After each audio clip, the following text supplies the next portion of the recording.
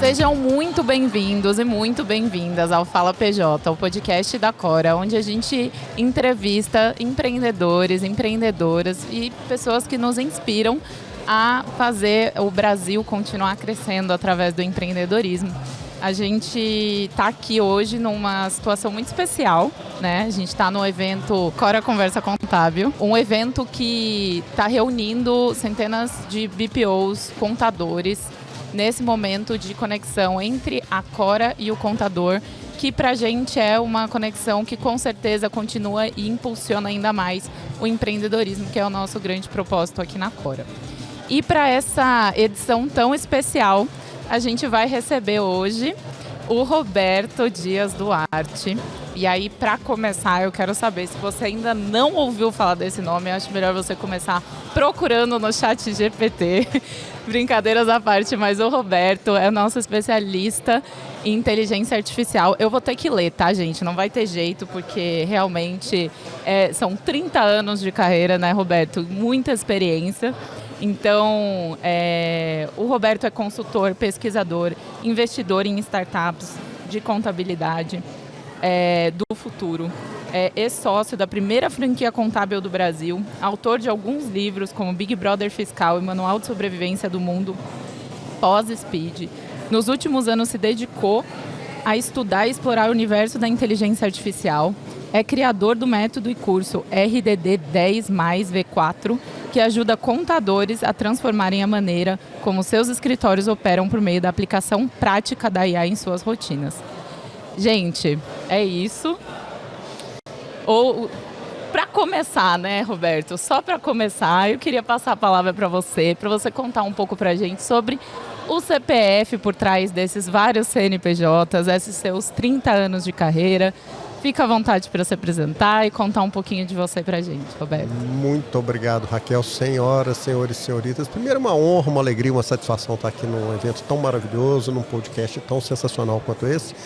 A minha história com tecnologia começou muito cedo, com 14 anos, em 1984, né, até um ano meio cabalístico aí, eu ganhei um computador, um TK-85, que ainda tinha fita cassete como dispositivo de armazenamento. E nesse computador, meus amigos, meus coleguinhas da época, né, adolescentes, ficavam querendo jogar joguinhos ali, joguinhos muito primários. E aí eu resolvi desenvolver joguinhos.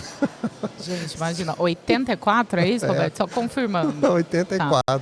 Sem saber uma palavra de inglês, eu peguei o manual, comecei a ler e comecei a programar em VB e depois programar em código mesmo de máquina ali, porque não dava para usar Visual Basic na época para fazer essas coisas. E minha vida com a tecnologia e a área financeira contábil começou de fato em 1987, com 17 anos. Eu precisei muito trabalhar, muito mesmo. Questão familiar, a gente, né, passou por uma situação muito complicada e eu só sabia fazer duas coisas na vida. A primeira era tocar violão, a outra era programar.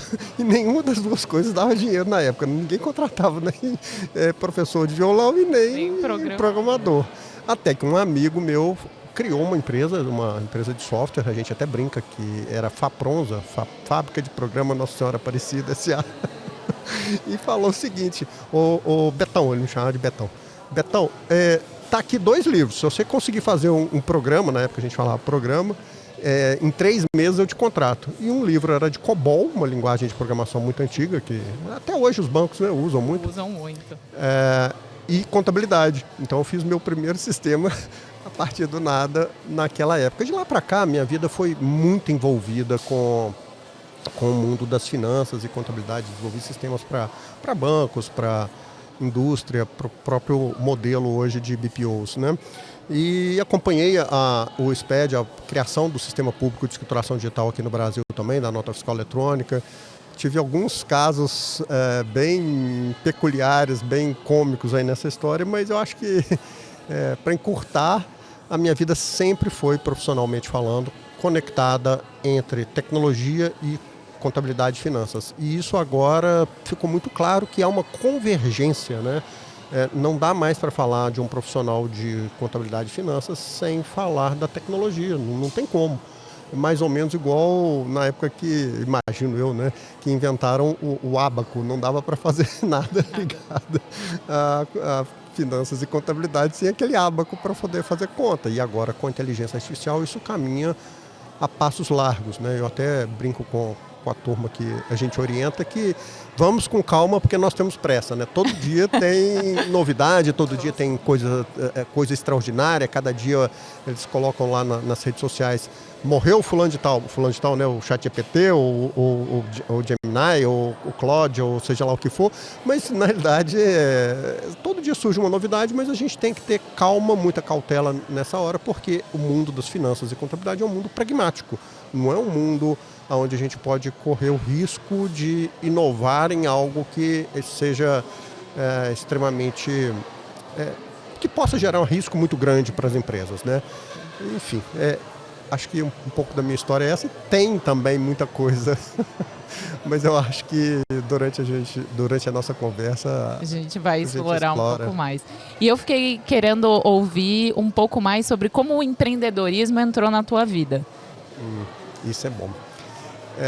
Eu sempre gostei muito de ler, muito mesmo, principalmente os livros clássicos de gestão, né? Eu fiz engenharia, mas larguei engenharia elétrica no 3º ano, porque eu passava mais tempo no curso, na biblioteca de administração de empresas do que na de engenharia. E lia muito Peter Drucker, Alvin Toffler, Michael Porter. E um dos livros, um dos autores que eu gostava muito aqui do Brasil era o Fernando Dolabella. Ele escreveu O Segredo de Sofia. E ele tinha uma frase que é fantástica. O empreendedor é um insatisfeito. Mas não é um insatisfeito qualquer. Não é um insatisfeito que só reclama. Ou que reclama. É um insatisfeito que quer usar essa insatisfação como mola propulsora para mudar o mundo. Então ele cria soluções para mudar aquilo que ele considera insatisfatório. Né? É sensacional. E eu sempre fui insatisfeito. Aí no dia que eu li isso, eu pensei, poxa, o meu caminho é empreender.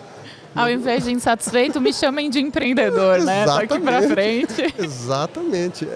Eu sempre queria mais primeiramente de mim. Sempre queria ser melhor hoje do que eu fui ontem. E quando eu cometia erros, principalmente no início da vida, a gente se martiriza muito, né? Mas aí aos poucos eu comecei a aprender que o erro é isso mesmo, faz parte do negócio, até que eu quebrei algumas vezes na vida também. Quebrei na bolha.com, quebrei em outras situações também. Enfim, muita história, né, nesses 30 anos de jornada. E, Roberto, eu acho que não dá para falar da sua jornada sem falar, como você falou, de tecnologia e contabilidade. E sem falar também, não só do apoio que você, através dos seus serviços, dá aos contadores, mas também dá aos empreendedores, né? Sim. Então, eu queria saber um pouco quais problemas eram esses que te geravam essa insatisfação, né? O que o Roberto lá atrás queria resolver? Pois é.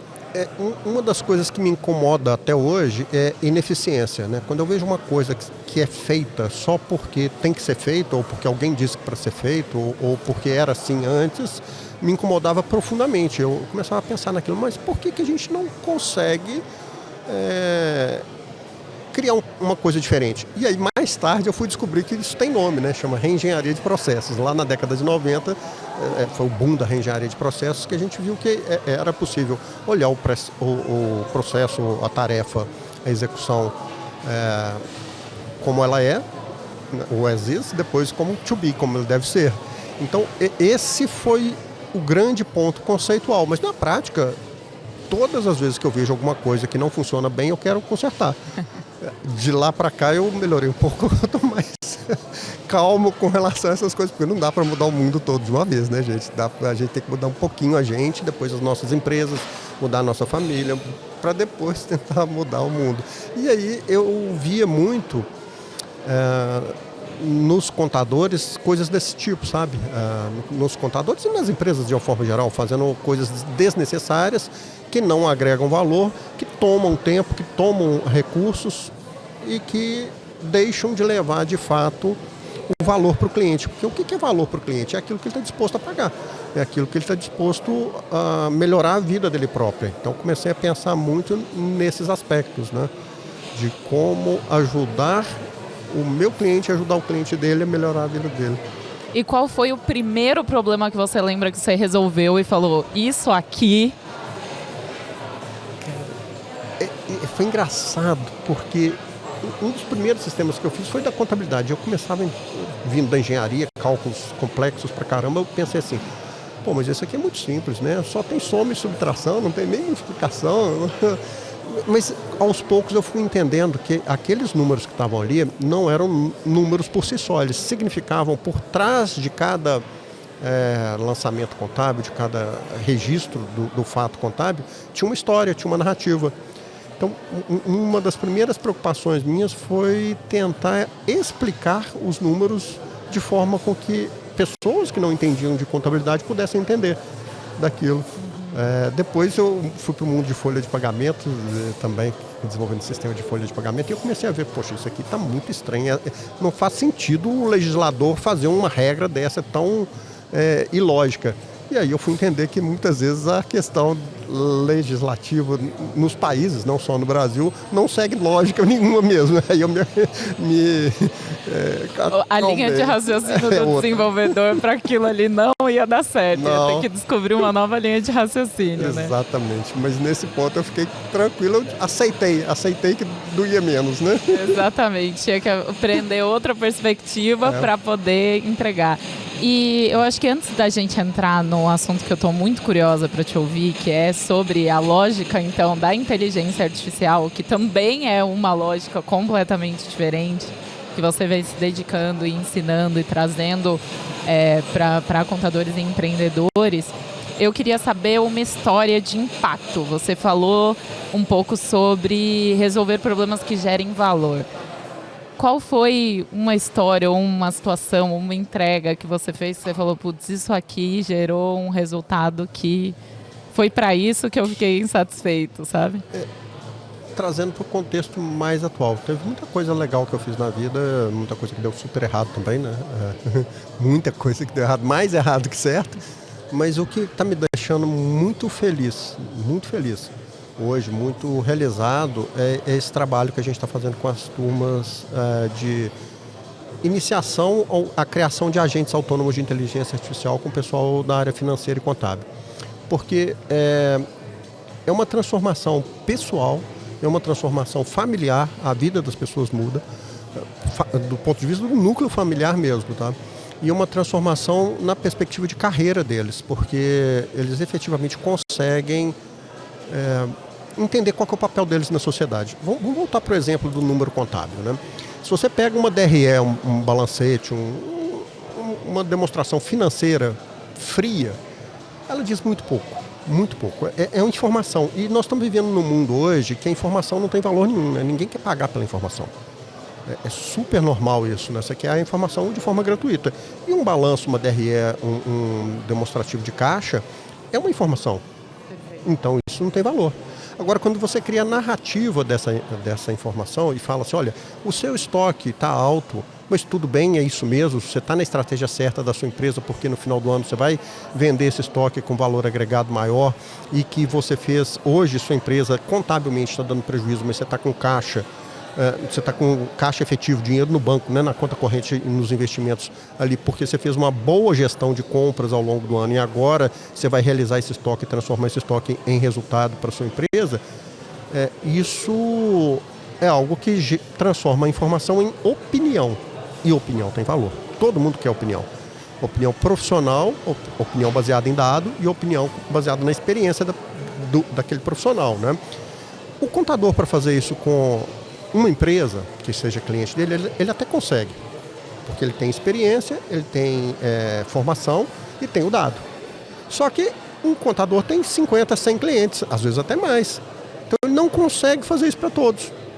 Quando ele cria um agente autônomo de inteligência artificial, clonando o método dele, a interpretação dele, o contexto dele e a experiência dele, ele consegue levar esse processo para os 100 clientes.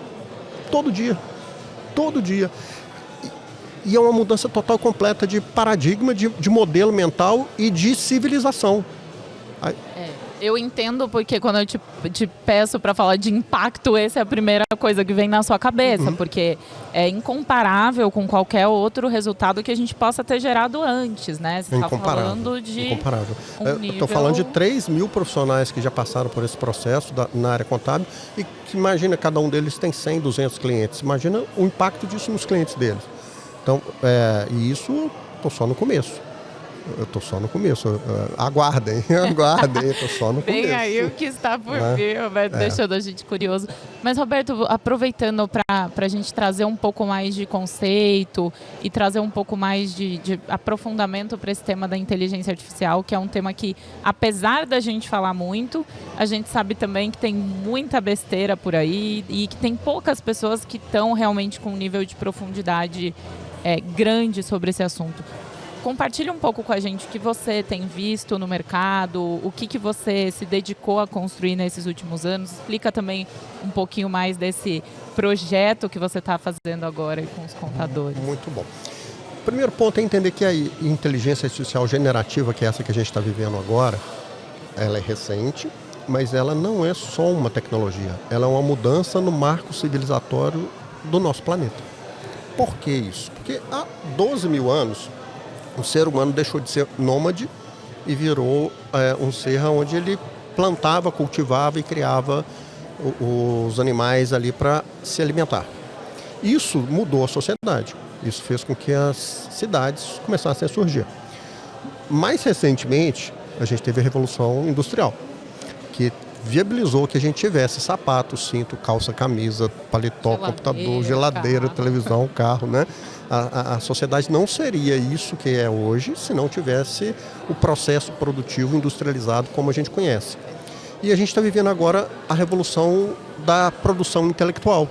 Quando eu falo que você pode se clonar, nós estamos criando um processo de atividade intelectual quântica. Eu estou aqui agora, mas lá no meu site tem um tanto de gente trabalhando por mim, produzindo meus artigos. Perfeito. Né? O contador, o profissional da área financeira, ele está num evento e ao mesmo tempo está fazendo consultoria. Por quê? Porque tem agentes autônomos analisando balanços, DRS, relatórios financeiros e fazendo recomendações para os clientes deles. E ele estando aqui. Então é literalmente a imortalidade intelectual e a onipresença da execução do serviço.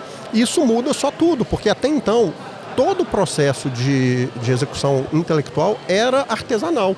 Você pega um dado, um balanço, uma DRE, um relatório de folha de pagamentos, um relatório financeiro.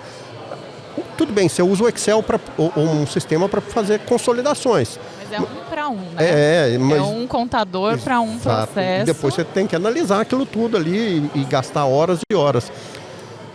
Perceba bem, horas e horas. A palavra agora não é hora mais. Porque a atividade de execução intelectual deixou de ser vinculada à hora, ficou vinculada a token. Eu vou explicar o que é isso daqui a pouco. Vai ter que explicar primeiro o que é o agente, porque acho que a gente fala muito de inteligência artificial, mas a maioria da gente está usando aí o ChatGPT, uma ferramenta de pesquisa. O que é esse agente? Legal. Vamos começar do basicão. A IA é um modelo estatístico, um modelo probabilístico. Ela transforma texto em um negócio chamado token, né? O que é token? É um pedacinho de uma palavra. Então você pega uma palavra grande e divide em pequenos pedaços. Depois ela transforma esses pequenos pedaços em números e faz um cálculo matemático extremamente sofisticado para completar a frase. Então você fala assim, o cachorro vai beber, qual que é a próxima palavra? Aí coloca leite, mas poderia ser água. É um modelo matemático, probabilístico, estatístico, tá? Baseado naquilo que está ali armazenado de número. Então isso é token. A gente acha que ChatGPT, que Gemini, que Claude, que Perplexity são agentes. Na realidade, eles não são agentes, eles são chatbots que você interage com ele e que ele pega as suas palavras, leva lá para aquele modelo matemático e traz a resposta mais provável. Então, o que é um agente autônomo? É quando você usa esses modelos como se fosse aquele robozinho que você tem em casa, aquele aspirador de pó que funciona sozinho. Ele percebe o ambiente, ele toma decisões e ele tem uma memória. Ele tem uma memória. O que é um agente autônomo de IA? É quando você ensina, por meio de comandos, uma ferramenta tecnológica a observar o meio ambiente. Por exemplo, observe a minha pasta no Google Drive. Toda vez que alguém colocar ali um relatório financeiro, você vai extrair os dados. Aí, esse agente extrai os dados. O que ele vai fazer com isso? Então depois que você extrai os dados, você vai pegar esses dados trabalhados e vai passar para um outro agente. E esse outro agente vai fazer os cálculos. Aí ele vai lá e calcula os indicadores. Aí esse agente, depois que calcula os indicadores, vai falar assim, agora eu vou mandar para outro que vai analisar os indicadores de acordo com o contexto daquela empresa.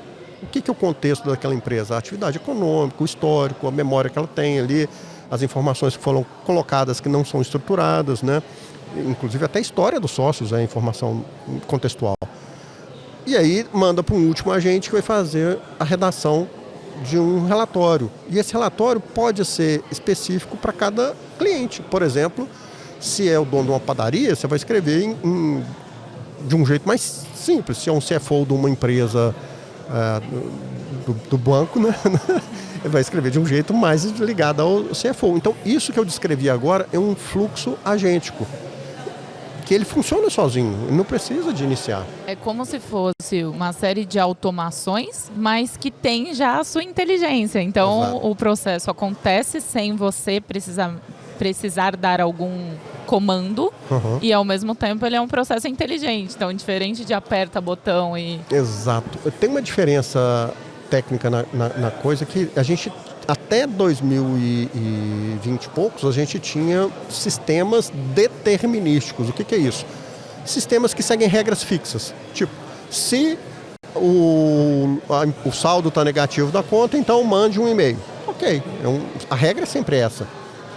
Agora a gente tem sistemas probabilísticos, que vão atuar ali de forma contextual e que vão gerar respostas prováveis de acordo com o contexto. Isso só mudou tudo. Por quê? Porque você consegue criar esses agentes sem necessidade de um desenvolvedor. Surgiram ferramentas também que uma pessoa, um profissional normal da área contábil, financeira, trabalhista, RH, marketing, consegue criar esses agentes, consegue colocá-los no ar, né, para execução, e vai participar do evento, né, e vai participar do podcast, e vai atender o cliente, vai conversar com o cliente, vai tomar café com o cliente, vai cuidar da família, vai tirar férias, até tirar férias agora a gente pode, né, passear, dormir, enfim. Então, no momento em que você cria esse agente sem necessidade de um desenvolvedor, você se clonou. É engraçado, né? A gente vai vendo durante o curso as reações das pessoas. Uma das alunas do interior de Minas, se chama Cibele, ela falou assim, e agora o que eu vou fazer? Já fiz o meu agente aqui de análise de balanço, vou para a praia. Aí eu falei, não, agora você vai fazer outro, e outro, e outro, e outro, e outro. Então é isso que está acontecendo com a civilização. Então muda completamente a forma de se entregar qualquer tipo de trabalho intelectual. E o salto econômico que a gente vai ter agora, que já estamos vendo acontecer, é gigantesco, né? Se não fosse hoje o setor de tecnologia no mundo, estaríamos em recessão global. Isso acho que é uma percepção quase que unânime. E aí entra também no assunto da bolha, né? Que todo mundo está falando, que é um assunto interessantíssimo e que chega até a ter polêmicas, como qualquer assunto que não há resposta exata, né? Enfim. A bolha, quando você diz, é esse cenário de estamos num universo onde a inteligência artificial vai chegar no seu limite, e aí tudo isso que a gente está prometendo e vendo como se fosse um grande império vai explodir e não vai ter, talvez, essa prosperidade, essa continuidade, né? Assim. O mais engraçado é que tudo que se diz hoje sobre inteligência artificial tem um misticismo e também tem uma certa questão que não é exatamente o que foge aos conceitos, né? Uma popularização de forma equivocada, porque como eu sou muito a favor de falar na língua das pessoas, que elas possam compreender, isso tem que ser feito, né? Aí que a gente gera valor, mas também você não pode deturpar o conceito. O que é uma bolha, do ponto de vista financeiro? É quando um ativo está mais valorizado do que a capacidade dele de geração de caixa. Exemplo que aconteceu Algumas empresas, ao longo da história, né, recente nossa, tiveram valorização, ou seja, gente comprando a ação a preço muito alto, e de repente eles perceberam que a empresa não ia gerar caixa. Eu passei por essa bolha. Eu criei uma empresa chamada Pelo Mundo, que era para ser um concorrente aí do Booking decolar nos anos 2000, e que era lindo, maravilhoso. Recebia investimento, mas não tinha geração de caixa. Aí o que aconteceu? Quebrou. Normal, né? Faz parte da vida, você tem que gerar receita para poder. Ou seja, naquele momento da bolha da internet, muitas empresas como a minha receberam dinheiro sem perspectiva de caixa. Recentemente a gente teve outra bolha dessas, tá? Das startups, em alguns contextos, né? Prometeu muito, entregou nada. Exato. E entregar significa gerar receita. Se você não gera receita, você não entregou. Qual que é a dúvida hoje que acontece no mundo? Os produtores de GPUs, que são os chips de inteligência artificial, estão vendendo muito, muito mesmo, muito mesmo. Até foi surpreendente a publicação dos relatórios da NVIDIA recentemente, semana passada. Mas quem compra esses chips? O Google, a Microsoft, a Amazon, a OpenAI, a Anthropic. E eles compram aqueles chips para quê? Para produzir tokens, né? Para pegar texto e produzir os tokens ali. Falando entre aspas, né, gente? De forma pedagógica. E aí eles vendem os tokens. Para quem? Para gente que usa o ChatGPT, que usa o Gemini, que usa o Perplexity. Quando você usa esses tokens para criar meme, para criar vídeo, para mandar no grupo da família, no grupo do futebol, você está comprando token e não está criando valor. Aí o que faz? Você não vai pagar por uma licença cara. Você está usando ali para diversão. Você não vai pagar 30, 40, 50, 100 dólares para fazer meme, né? Ninguém vai fazer isso. Ou quase ninguém vai fazer isso. E aí o que acontece? Uma hora, qual que é a leitura do pessoal? Uma hora as empresas vão ter dificuldade de gerar receita.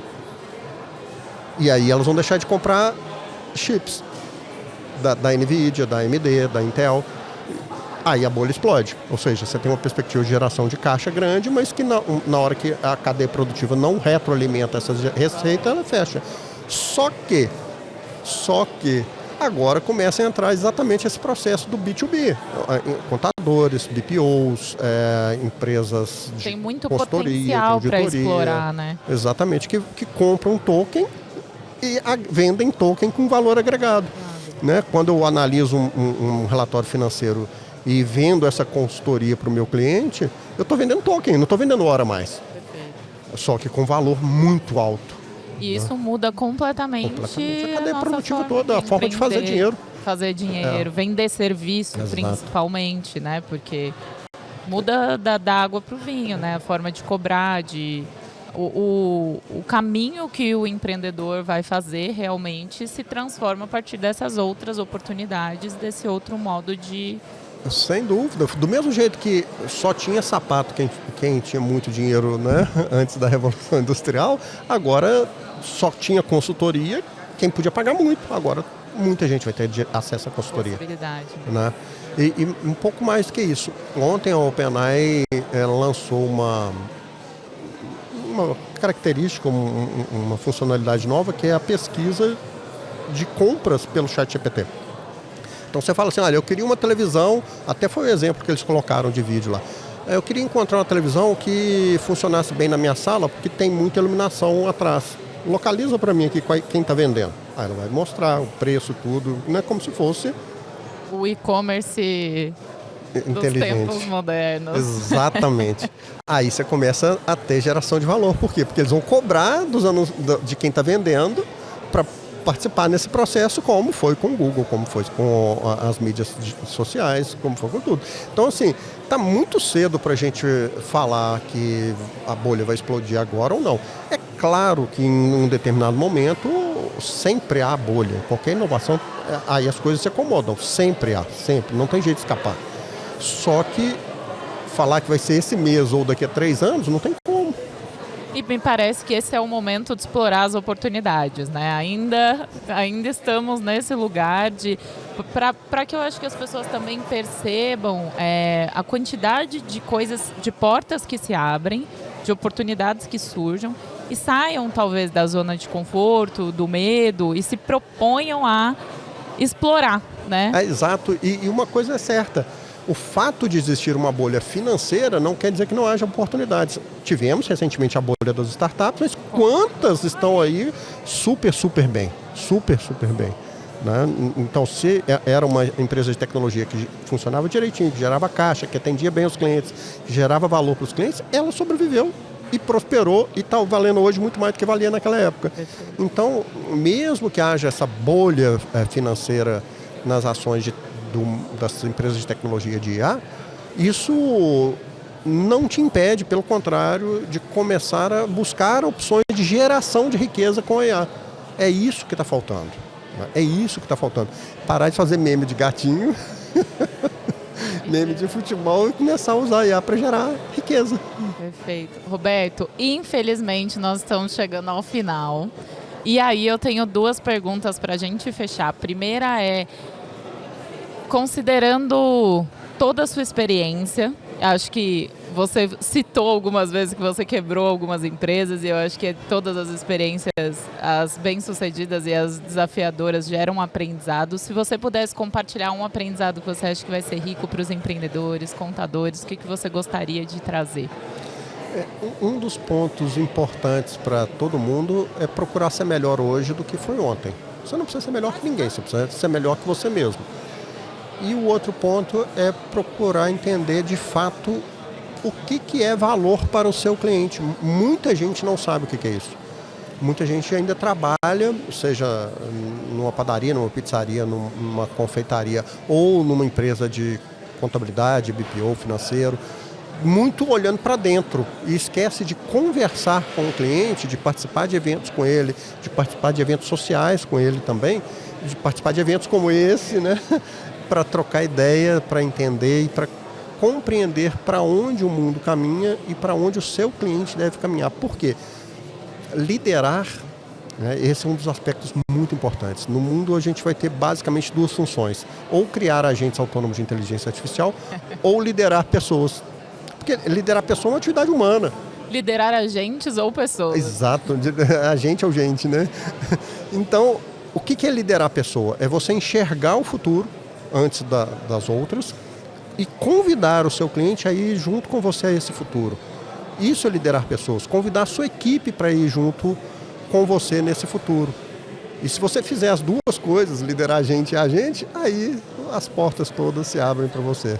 A última pergunta, já que a gente está falando de inteligência artificial, que ferramentas, o que eu preciso amanhã, ou agora, depois de ouvir esse podcast, me atualizar, me movimentar e descobrir sobre inteligência artificial? Pode ser ferramenta, pode ser conteúdo? Legal. Essa pergunta é ótima porque todo mundo faz. Mas imagina o seguinte, que você ainda não sabe dirigir um automóvel e pergunta assim, qual é o carro que eu compro? Não, calma. Primeiro aprende a dirigir antes de comprar o carro, porque até você vai entender se você vai usar esse carro numa fazenda, numa estrada, num meio urbano, numa cidade pequena, com trânsito, sem trânsito, né? Então, a primeira coisa é aprender a dirigir. Aprenda a fazer prompts. Prompts são comandos que você conversa com esse ser inteligente. Depois aprenda a fazer agentes. Perfeito. Porque a ferramenta vai depender da sua aplicação. Do que você precisa. Exato. Adorei essa dica. Gente, sem palavras para falar sobre como foi essa experiência aqui com o Roberto. Roberto, muito obrigada. Muito obrigada por estar aqui gravando esse podcast, por estar aqui palestrando no nosso evento Cora Conversa Contábil, pela experiência. Gente, não deixem de procurar um pouco mais sobre o Roberto. Com certeza vocês não vão se arrepender. E, claro, não deixem de continuar escutando o nosso podcast Fala PJ, que vocês vão encontrar aí muito conteúdo bom, muita coisa incrível. Muito obrigada a todos que chegaram até aqui. Muito obrigada mais uma vez, Roberto. E é isso.